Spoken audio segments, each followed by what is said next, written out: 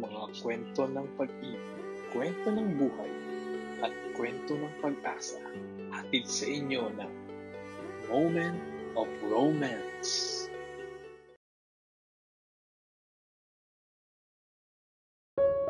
Paano nga ba natin masasabi kung kanino tayo unang mai-inlove? Meron bang basihan na pwedeng mamili ang ating puso kung sino ang ititibok nito? Ako nga pala si Franco. Hindi ko tunay na pangalan. At nais kong ibahagi ang aking kwento hindi para husgahan, kundi kapulutan ng aral ng iba. Nasa 18 years old na ako nang mabinyagan at maging ganap na binata. Palibhasa ay wala akong ama na siyang magtuturo sa akin para maging ganap na tunay na lalaki. 5 nga pala kaming magkakapatid at ako ang bunso. At sa aming magkakapatid ay ako lang ang tanging lalaki. Kung kaya't masyado akong na-baby ng aming ina. Nagmula nga pala ako sa pamilyang sobrang higpit at may pagka-conservative. Pamilyang maraming rules na dapat sundin at hindi pwedeng basta na lang gawin ang gusto namin. Dahil tiyak na magagalit si Mami kapag hindi niya nagustuhan ang ginawa namin. Kaya naman, lumaki tuloy akong may takot rito. May pagkamahiyain at mahina ang loob. Oo nga, dating militar ang trabaho ng daddy namin.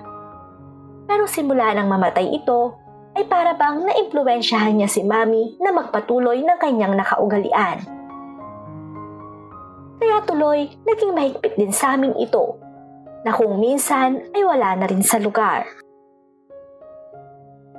Sa totoo lang, ay nakakahiyamang aminin na iba pa ang naging kasama ko para lang mabinyagan ako at maging tunay na lalaki. Sa tuwing sinasabi ko naman kasi kay Mami na dalhin na niya ako sa doktor o kaya sa barangay, ay palagi lang itong may dahilan. Kasi daw delikado kapag sa barangay lang ako nagpabinyag. At kapag sa doktor naman, ay wala pa daw siyang pera para ipambayad. Ngunit kung tutuusin ay mayroon naman siyang ipinambibili sa mga luho nila ate. O kaya naman ay panghanda sa mga birthday namin. Pero pagdating sa nire-request ko sa kanya, ay palagi lang siyang may dahilan. Hanggang sa abuti na nga ako ng ganitong edad. Mami, gusto ko nang maging ganap na binata. Nakakahiya sa mga kaklase ko kapag nalaman nilang hindi pa ako nabibinyagan sa edad ko na to. Pagmamaktol ko noon sa aking ina. Pwede ba, Franco? Lumabay ka nga dyan. Bakit ba nagmamadali ka? Nakita mong wala pa tayong pera eh. Anas namang wika sa akin noon ni Mami na wala rin akong nagawa kundi sundin lang siya. Kaya naman noong mga panahong iyon ay naghintay na lang ako kung kailan niya ako maiisipang dalhin sa doktor. Pero sa kabila nun ay talaga namang naghihimutok ang loob ko. Sapagkat hiyang-hiya na ako sa aking sarili.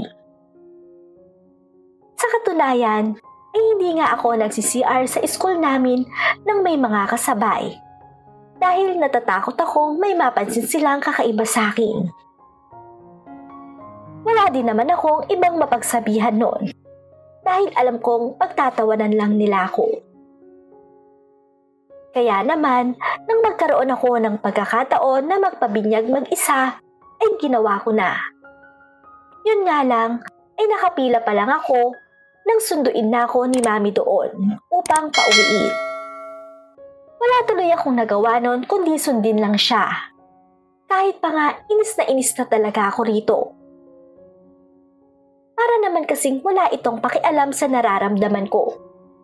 Na ang tingin pa rin yata sa akin ito ay bata pa ring musmos. Maging ang mga kapatid ko rin naman ay wala ring pakialam sa akin. Sa katunayan ay ginagatungan pa nga nila si Mami. Kaya naman, nawalan na talaga ako noon ng pag-asa. Pero mabuti na lang ay nandyan si Tita Cora na siyang tumulong sa akin upang maging ganap akong binata. Kapitbahay namin sila Tita Cora, na pinsang buo ni Mama. Magkapatid ang mga magulang nila at bata pa lang ay close na sila.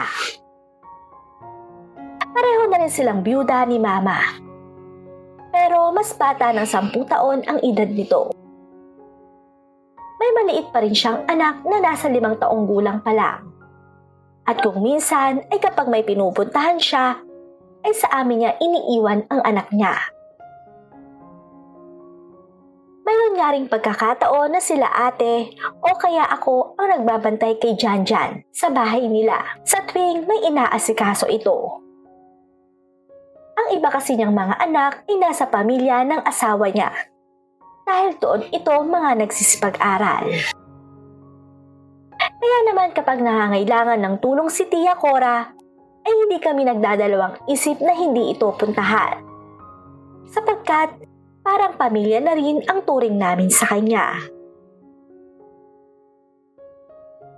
Isang gabi, habang ako noon ay nanonood ng TV, nang biglang dumating sa amin si Tia Cora upang pabantayan sana ang kanyang anak kila ate.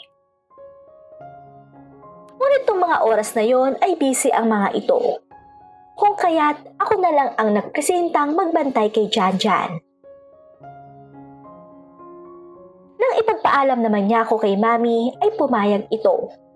Kung kaya't sumama na ako kay Tia para bantayan na nga ang anak niya. Pero bago naman umalis ito ay pinakain muna niya si Janjan. Dahilan para makapagkwentuhan muna kami. Nung mga sandaling yon ay hindi ko alam kung bakit at paano ko na-i-open up sa kanya ang aking problema. Para kasi sa akin ay nakakahiyang ikwento yon sa iba. Lalo pa nga't medyo may pagkamaselan yon. Hindi ko rin naman kasi alam na narinig pala niya ang ipinanghihimutok ko noon kay Mama. Kung kaya't nagulat talaga ako nang banggitin niya sa akin ang problema ko. Gusto mo bang tulungan kita na magpabinyag sa doktor? Ako na ang bahalang magbayad. Wika nito na labis ko talagang ikinatuwa. Talaga po, Tia? Paano niyo po nalaman ang problema ko? Kunwari namang tanong ko rito. Ina rin ako, Franco, at may anak na lalaking katulad mo.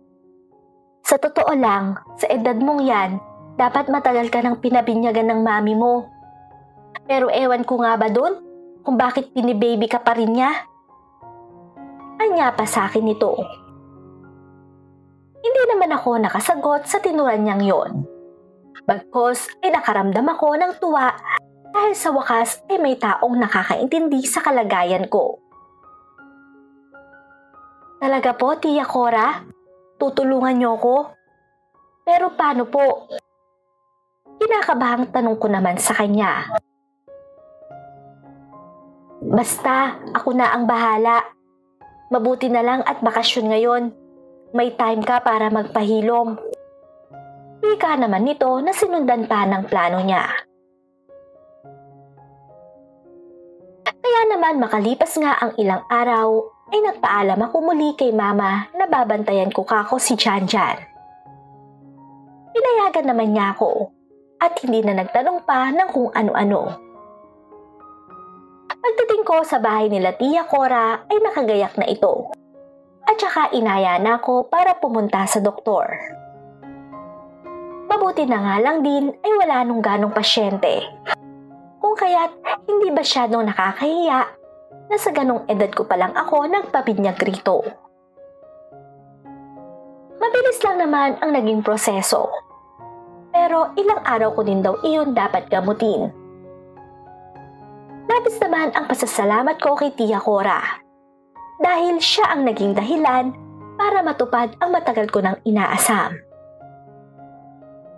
Ngunit ang hindi ko inaasahan ay sa pagiging ganap kong binata ay siya pala ang unang mabibinyagan ko. na sa pagpapakita niya ng kabaitan sa akin, ay hindi ko pala mapipigilan ang aking sarili na magbago ang tingin ko sa kanya. Nang makauwi kami sa bahay ni Tia Cora, ay sobra talagang nagulat sila Mami dahil sa pagpapabinyag kong yon. Noong una ay nagalit pa nga ito dahil hindi raw ako nagpaalam sa kanya. Pero nang paliwanagan siya ni Tia Cora, ay wala na rin siyang nagawa, kundi tanggapin na lang yon. Wala namang mapagsidlangan ang saya ko noong mga panahong iyon, sapagkat hindi na ako mahihiya sa mga katulad kong binata. Isa pa, ay masasabi ko na rin sa aking sarili na tunay na akong lalaki.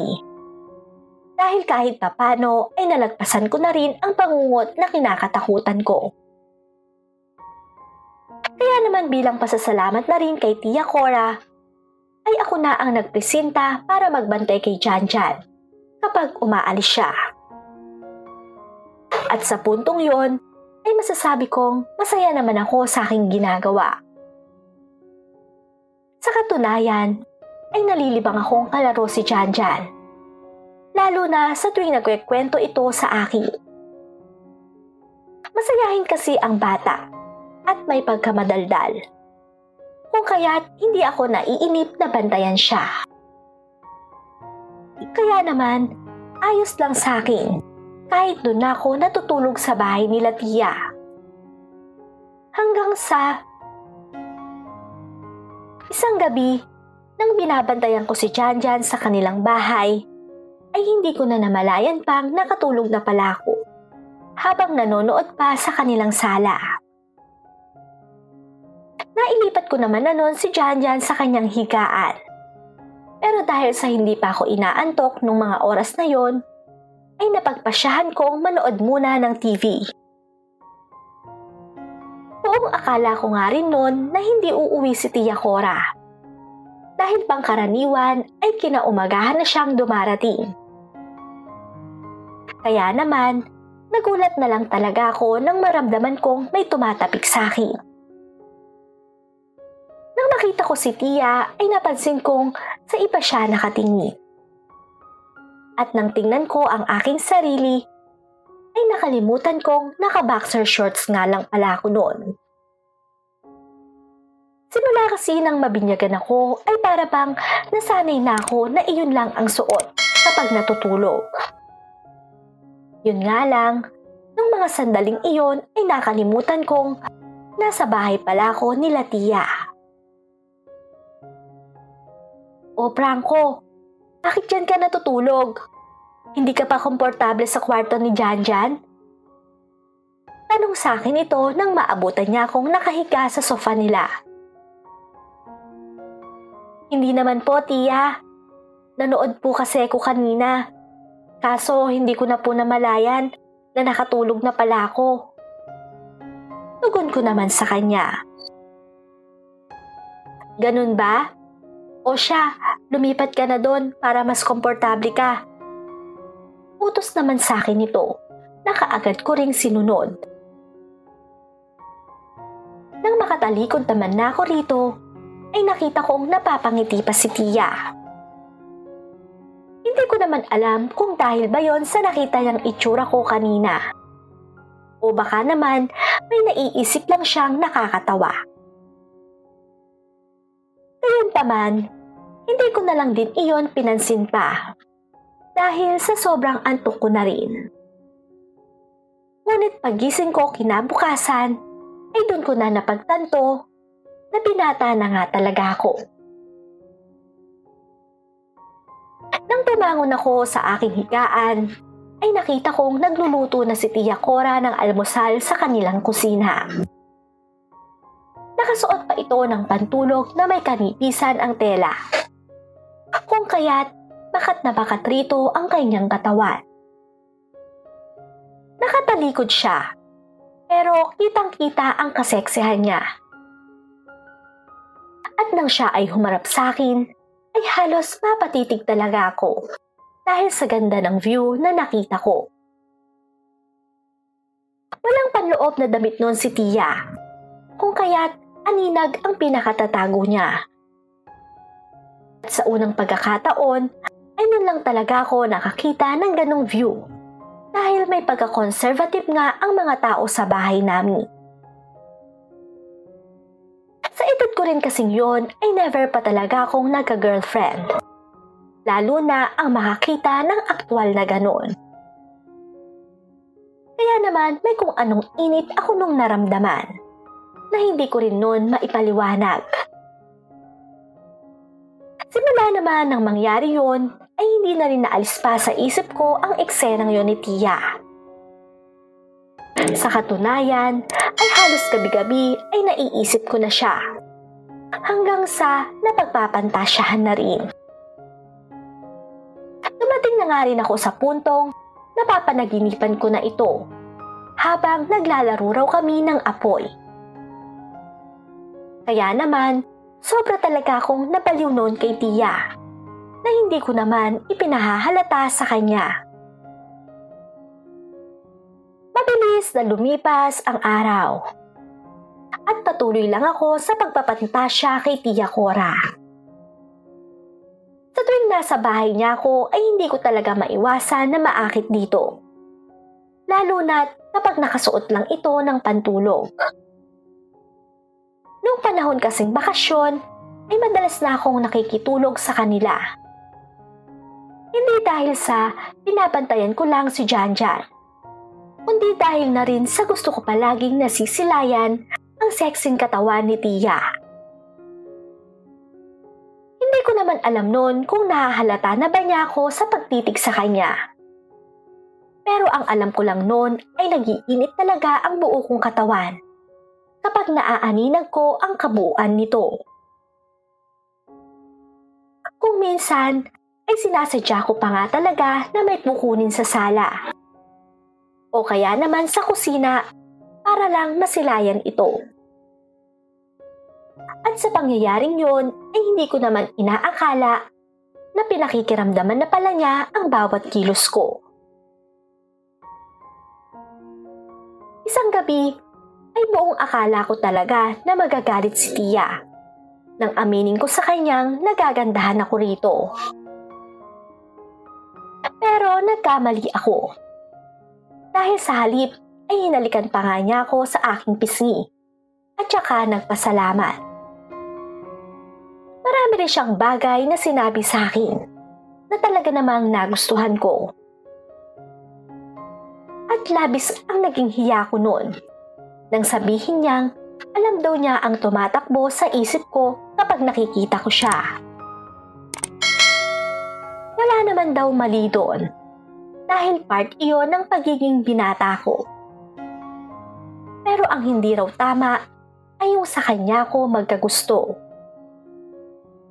Hindi naman nagalit sa akin si Tia dahil naiintindihan naman daw niya ako. Yun nga lang, nang sabihin naman itong lilipat na raw sila ng ibang bahay, ay doon ako biglang nalungkot. Para kasing may kung ano na lang ang tumusok sa puso ko na hindi ko rin maipaliwanag. Oo nga't, alam kong mamimiss ko ng sobra si Janjan. Pero para bang may ibang dinaramdam ang puso ko. At nang tuluyan ng lumipat sila Tia Cora, ay doon ko lang na-realize na hindi lang pala pagpapantasya ang gusto ko rito, kundi napamahal na rin sa akin siya. Sa punto namang yon ay wala na rin akong nagawa, kundi magpaalam na sa kanya. Sa isang banda, ay siguro mas mainam na rin yon. Dahil baka kung mas lalong lumala pa ang nararamdaman ko para rito, ay magkasala pa kaming dalawa. Hindi naman kasi mahirap mahalin si Tia Cora. Lalo pa nga't mabait at maganda ito. Bonus pa ang pagka-sexy niya. Kaya marahil ay nahulog talaga ako rito. Sapagkat sa kanya ko lang naramdaman ang tunay na pagmamahal.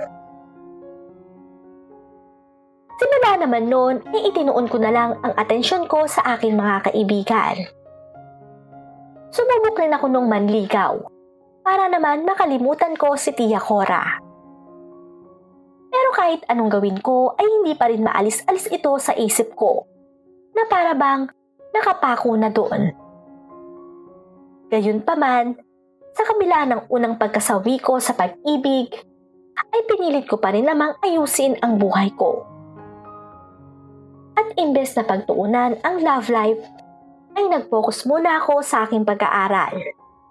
Nang sa ganon ay maging proud din sa akin ang aking pamilya. Hanggang dito na lang ang aking kwento. Muli, ako si Franco at ito ang kwento ng buhay ko.